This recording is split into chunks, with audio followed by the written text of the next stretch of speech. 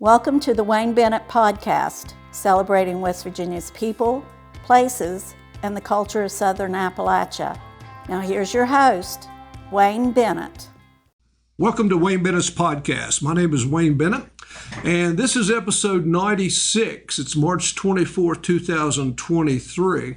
And my guest today is Jeremy Reeves. He's an excellent teacher, fantastic coach, good friend. And Jeremy, thanks for coming, letting us talk to you. It's a pleasure to be here, Coach.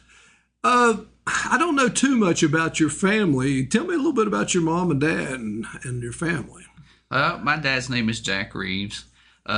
He worked for the Board of Public Works with the street department. You know, he helped pave roads and do some of that stuff, and ended up working on small engines. So he became a small engine mechanic. My mom, she worked off and on different odd jobs, but mostly she stayed at home and helped take care of us. And her name is Brenda Reeves. Where did you live exactly? I grew up a couple streets down from Crescent Elementary. That's where I went to elementary school on Parkwood Drive. And they still live in that house even to this day. There was a Reeves that used to be a preacher. You any kin to him? My dad was a preacher. Oh, okay. Yeah. He preached at Skelton for a while and just different churches off and on. And he's not doing that now? So he retired from ministers? I think he visits churches here every now and then, but he doesn't have a church of his own that he's pastoring. Now you had, I know you had a sister, Stacy. Yes. I had Stacy in school, and she was really a good student and she was a heck of an artist. Yeah. Yes. Is she still doing that? She does some of that. She sold some paintings and different things. She went to college down in North Carolina and got a degree in religious studies. And she's here around town working some different things. Is that your only sibling? It is. I didn't. Yeah. Now, how early did you get introduced to sports? Well, I played sports all the way back in Midget League. I played for Southwest. That was probably around third or fourth grade. Football was really the only sport I ever played. Who was coach back then at Southwest? Was Cedric Robinson around, Greg Shoemate, Rick Phoebus, any of those guys? You know, I don't remember them a whole lot. I remember Tamar Slay's dad being down there a little bit off and on. There was a guy named Dallas. I can't remember what his last name was. But then when you got to Park, you played football. Yeah, I played 1 year there at Park. I played for you there, Coach. And then I didn't play again until I got to high school, and I started playing again my junior year. Now, was Coach Colacerto still here when you came up? He was. I really enjoyed playing for Coach. What year did you graduate? I graduated in 98. Coach was near the end of his career, not there yet, but he was near the end. But there was a lot of football talent over here at that time. There was. Were there any teachers in high school that you might have had influence on you or on your career or anything like that? Anybody that stands out as far as Well, right now I kind of teach special ed and I teach math, and I got into coaching, and I really always enjoyed my math teachers. I had some really good math teachers along the way. I had Miss Moore and Miss Laura Shoup that's there at Park. She's still teaching there. I had Paulette Umberger, and then in elementary school I had Miss Ernestine Booker. And, just going through there, I had really great math teachers, so I really loved math. And I always knew that I liked sports too. So that kind of fell in, to the teaching part. I knew that I wanted to go be a teacher because I wanted to be around sports and that kind of thing. But I guess my math teachers are probably the most influential that I had. I can remember when you were at Park, you were kind of tech-oriented back then. You were in the county technology fair, and I think you won an award for your CO2 dragster. Do you remember that? My dad still has that dragster in his wood shop. Did you make he still that got in that car. Mr. Oaks' class? I did. Yeah. I had Mr. Oaks and Mr. Anderson, and I loved being down there. I was down there every year I was at Park. Whether that was ceramics or woodworking or drafting or whatever that was, I really enjoyed that. I even I ended up going to ACT down here and for welding. So I'd gotten a welding certificate while I was in high school. Can you still weld? I'm not too bad at it. You just shake off the rust and then spark something there. What kind of music did you listen to back then? Do you remember? I always liked alternative music like Nirvana or Pearl Jam, that kind of thing. And is that what you listen to now? I'll still put on some 90s radio alternative stuff, and if I'm back here lifting in the weight room, that's probably what's playing. Now, after graduation, you went to Concord. I did. And did you go right after high school? I did. Immediately after high school, I went to Concord. I got a phys ed degree. I graduated you like math, in 4 but years. you got a phys ed degree. Yeah. It's just one of those things. I think I was more sports oriented at that point, so I thought the phys ed would go hand in hand with that. And I remember seeing a picture of you at Concord, and you were kicking a hacky sack. I remember that. That was in the Bluefield Daily Telegraph. In the Bluefield Telegraph, and you were doing a jester kick, whatever that was. That is, you got a good memory on that. Yep. We did that all the time between classes down there. It's just a good way to pass the time. It made the front page, I think, of the Bluefield Telegraph, so you must have been pretty good. You say you work with kids that are special needs. Do you have a degree in that also, or are you working toward that? Or? I have a certification in that. I've went back and taken some master's classes and those type of things. I didn't actually get my master's degree, but I am fully certified in special ed. Now, when did you start teaching in Raleigh County? I started teaching in Raleigh County in 2002.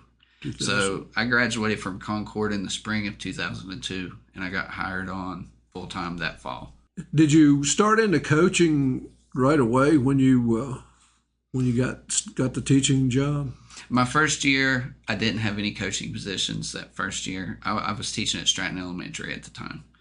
And then the next year, Mr. Henry Bobbin decided he wasn't going to coach the basketball team at Stratton Elementary.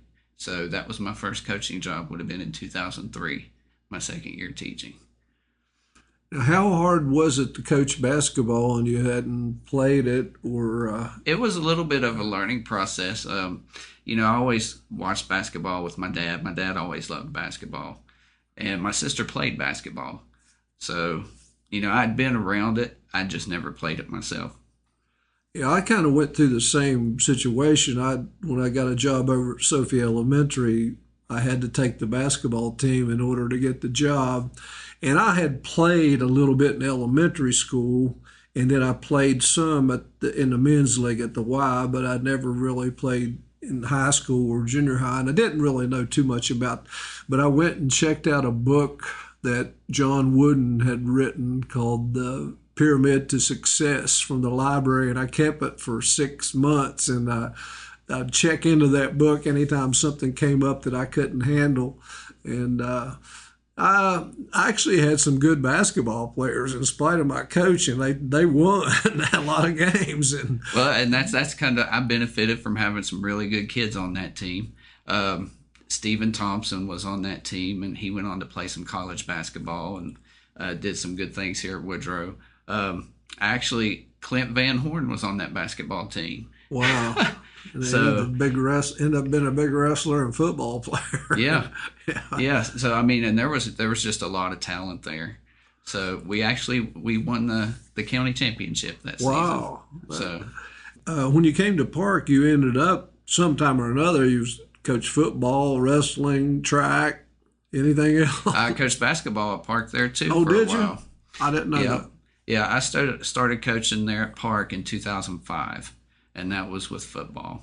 I was coaching there with Steve Kidd and Dave Turner and Allery Lockridge at the time. And, I learned a whole lot from Coach Kidd and Coach Turner there. That was my first football coaching experience. So that was in 2005. And then a couple years after that, I started coaching basketball there with Coach Quesenberry. Coached that for 2 or 3 years. And then along the way, I picked up track there. I think around 2010, I started coaching track. So we would have a fall, a winter, and a spring sport going on. And then wrestling came along the way after that. How'd you get into the wrestling job? Well, Coach Worley was, I think, wanting to watch his son Chris wrestle a little bit while he was still in high school. So there was an opening there, and they were really looking for somebody, or else there wasn't going to be a team. And I had a son that was going to be coming up about 2 years. He was in third grade at the time, third or fourth grade. And I thought, well, he's going to be coming up there to wrestle. I don't want that team to kind of die out. So I decided to do that and had some good help with Tyler Gilger. He was the more knowledgeable one, and I knew the school part. So we worked pretty well there that first year. Now, you had in football and well, several. You've worked with Steve Kidd and James Lewis, Street Surratt, Vince Colacerto, Eddie Zug, Dave Turner. I mean, a ton of coaches and a lot of experience there. I've been very blessed to be around the guys that I've been around. I've learned a lot from them. You'd coached one year after Park. You went to Shady for a year. How did that come about? Why did that come about? I went to Shady. I was there for 2 seasons. 2 seasons. 2 seasons there. We had, at that time, there was quite a few kids that were transferring schools back and forth, and that was a little frustrating. I'd had them a while, and then they decided they were going to transfer some different places. So I thought, well, I think this is the right time to try my hand out at high school football, because I hadn't coached at that level. And then there was a position open there at Shady. And I had known Phil Colacerto for a while, and I got to know him through track because he coached the middle school track team there at Shady. So I kind of hit him up and asked him, I'd like to come over there. Would that be all right? And he said, well, let me talk to Vince and let Vince give you a call. And we got along real well. So I went over there for a couple seasons, and I enjoyed my time while I was there. It was good. We had some good kids, and we even made the playoffs over there and won several games.